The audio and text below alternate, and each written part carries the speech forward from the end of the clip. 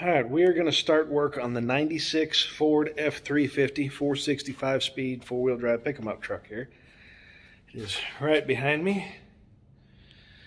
This truck suffers from something that many of these trucks suffer from. It's got a couple different things, but the first one is the speedometer does not work. If you get familiar with these trucks, you will find out there's a sensor on top of the rear end where they get their speed signal from. So my first check, I almost bought a speed sensor, but my first check is going to be roll underneath it, because I always say the first thing you should do is lay eyes on something before you decide that that's the diagnosis.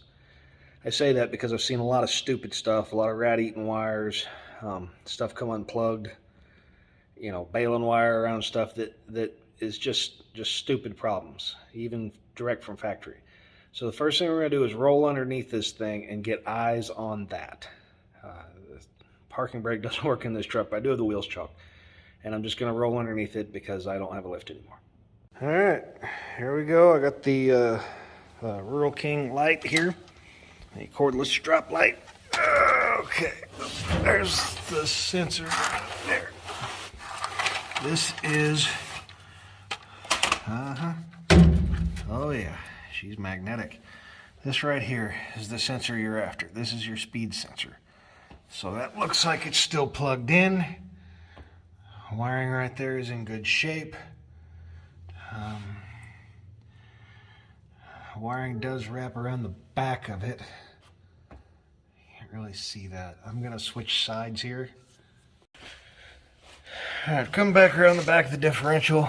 You can see the e-brake cable's messed up. Down here, over the top of the e-brake wire. And there she is, folks, broken wire. That one looks pretty good there. Looks like it got drug on something or accidentally cut off or something. So we're going to go through and fix that wire. Now, because of the curve where that wire is, you really want to cut it here and put in a new section of wire. That way, when you splice it, it doesn't have a tendency to create a sharper angle there and then eventually wear out. Just bend back and forth and fatigue the copper in there and break. And it gives a good opportunity to cut back anything that may have water intrusion inside that wire and cause corrosion. So we're going to try and go here and about here, and we're going to get rid of some of this factory crud and try and come up with a way to hold the camera while we do that. Do notice there's quite a bit of rust while we're under here, because we will be pulling the bed here, I don't know, maybe later this week. We're going to do a quick demonstration right here before we start the repair of, son of a biscuit. Watch me kick this thing 3 or 4 times. Of how these work. Let me see if I can zoom in another way. Just a little bit. So this is the crimpless heat shrink butt connector. I got my wires stripped. Spin them around, slide that over it.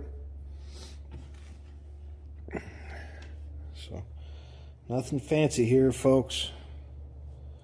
Just kind of twirl them around each other. I am going to do this with a heat gun, so it happens a little slower. A lot of times I use a lighter or a tech torch or something like that, but today's not that day. We're going to go with the old Ace dual temperature here, which usually, if we're lucky, spits out some glitter. No glitter to go. Okay. There it is, it heats up. I hope this thing still works. I haven't used it in over a year. Yeah, that's hot.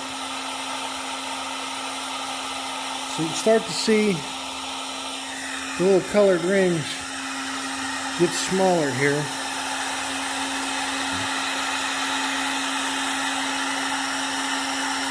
You don't want that. You want that to heat shrink all around it.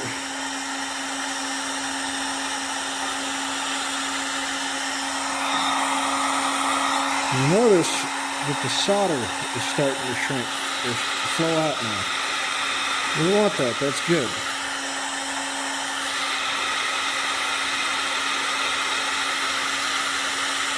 Now it is low temp solder, but you still have to get it pretty warm.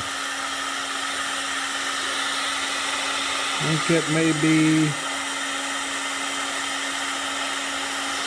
pretty close.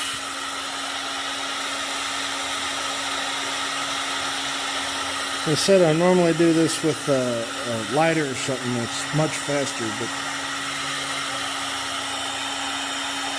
let's see about that there.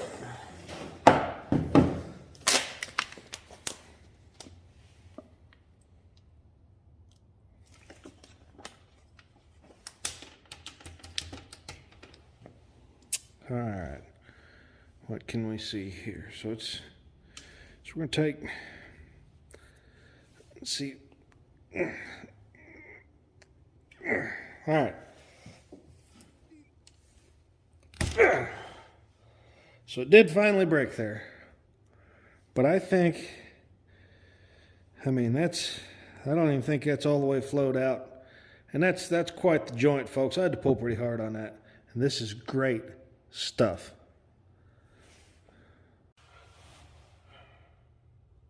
Okay, that has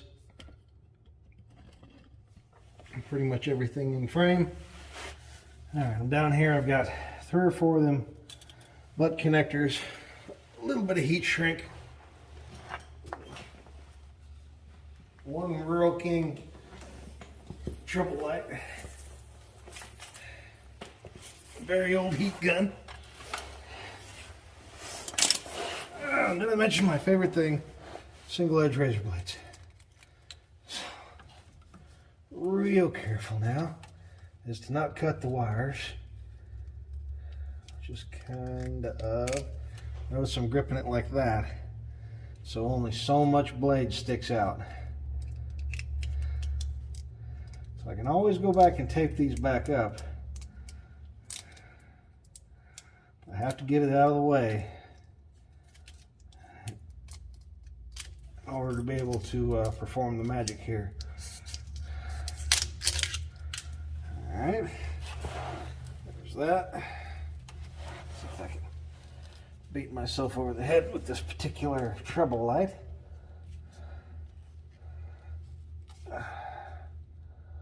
Again, holding it very carefully. Now, there's usually enough room in these that you won't have to worry about cutting the wire unless you feel it catch. When you feel it catch hard, that's your warning sign. I didn't have that with this. There she is, folks. That's it. So, broken wires. Doesn't seem to be, there's a little bitty place right there, which makes me think that either this was cut when the brake lines were redone, or it caught on something, because it almost looks torn, but I digress. There's just a little nick right there. So we're going to unwind these. These are actually wound. And it's cool the way it's wound up, but and the wires are there. We're going to kind of look here. I want to go up about right there, up to maybe right in there. So about that much wire after we've stripped it, because remember we're going to meet in the middle. So I'm going to add not quite an inch. Chop that off. I know they make some really awesome strippers out there, wire strippers that is. They probably make really awesome ones of the other ones too, but I'm married and I don't get out much. Oh yeah, and I'm a preacher on the side, so that is to say, I have a day job, I do this, and I preach. Which makes me a tri-vocational pastor, somebody once said. He didn't say it nicely either. It was like, how dare you do something besides preach? And I said, well, you know, if you're really preaching for a good reason, you're not doing it for the money. And I don't think he agreed with that. So, yeah, whatever. Probably just made his uncle look bad or something. People are weird. People are so weird. Okay. I'm going to twist the ends of all my wires. I know what you're thinking. The new one is a little bit smaller, and it is. However, this doesn't really carry any real amperage. This is just a signal wire. Ford probably used whatever was cheap to carry this signal. I'm not going to wind all this back up like it was. At some point in time, I'll find me some, probably when I get the bed off, I'll find some conduit type stuff to put back over it. I'm going to slide both of these, kind of see, slide both of them in there, and then I'm going to take one of them and just kind of fold it back so it forms a catch. So I can't drop these at the moment. I can because I'm real clever like that, but it would be difficult to do. Let me put it that way. You want to make sure that these little pointy edges get pushed down, because when this stuff gets hot, the casing of it's a little bit fragile, and I don't want it to potentially harm itself. So that's pretty close. It's actually a bit long, but whatever. You can hide a lot of mistakes under that casing, and this isn't really a big mistake because it's a farm truck and because, well, it's a family member's truck. And they're probably not going to pay anything for this repair, which is more than fine because they've allowed me to borrow it to be the shop truck for the time being. All right, put this thing on high. See if I can either burn my hand or not show you any footage.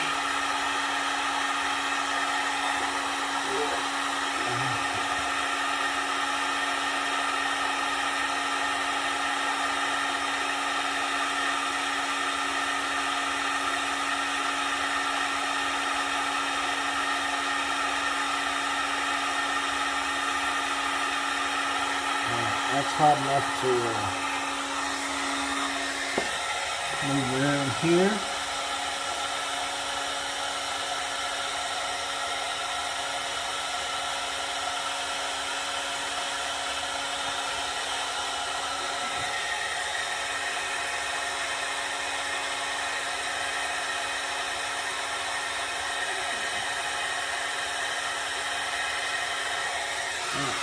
Yeah. And this is actually bothering me a lot.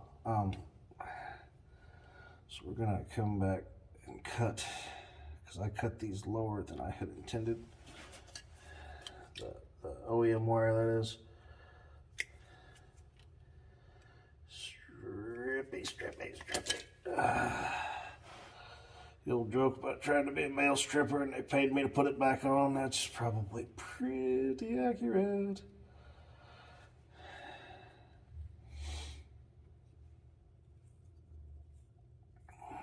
So I do all my filming with my phone.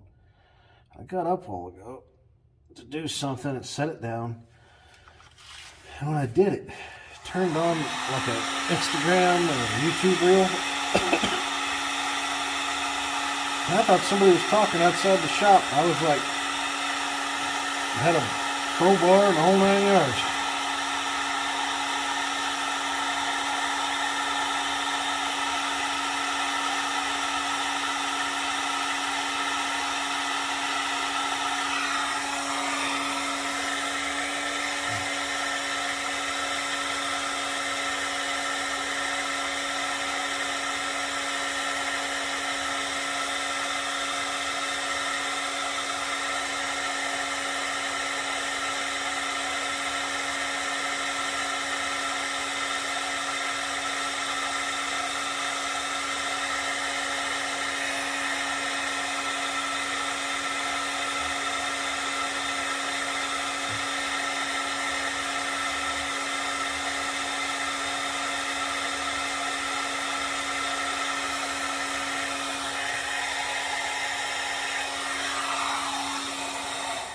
Alright, now I'm going to do some cleaning up on this at some point in time, soon, but these things are kind of cool because you can open them back up, but mostly she's fixed, folks. That's a repair, and it's usually, if it's electronics, it's like an hour diag, and this would be at least a half hour, if not an hour repair. I'm not saying this because I want you to think I'm cheating anybody. I'm just saying that if you learn how to do this stuff, you can save yourself quite a bit of money. Because at $100 an hour, say dealership or something, this is $150 plus shop supplies. They may or may not charge you for individual things, but they will charge you, you know, $10 or something for shop supplies, because everybody kind of has to anymore because everything's so high. And yeah, you can save a bunch of money by fixing this stuff yourself. And if you can't fix it yourself, you're local, bring it to me. Preferably bring your power sports stuff to me, but hey, you know. Alright, so that part's covered.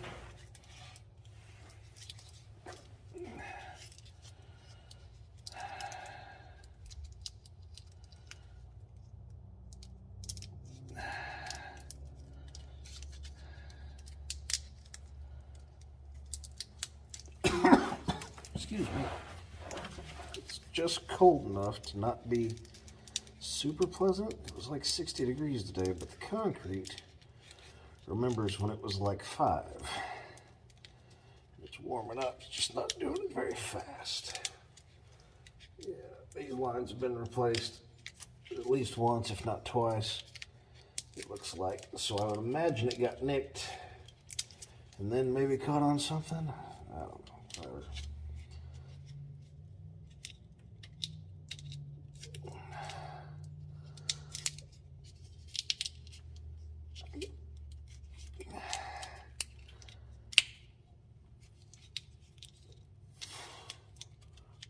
Alrighty, I'll go back and grab a zip tie and kind of do something with that just to get it up out of the way, but I'll be right back.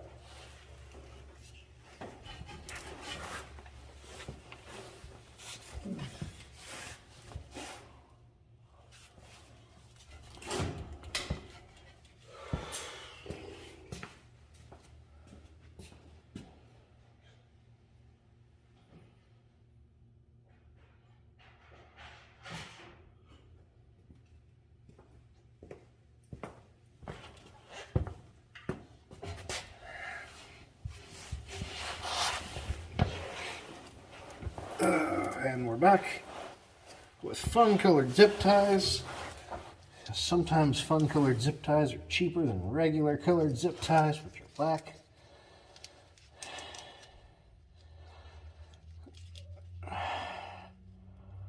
So you put that until it starts, and you take this one, and you put it around the other zip tie, perpendicular to its current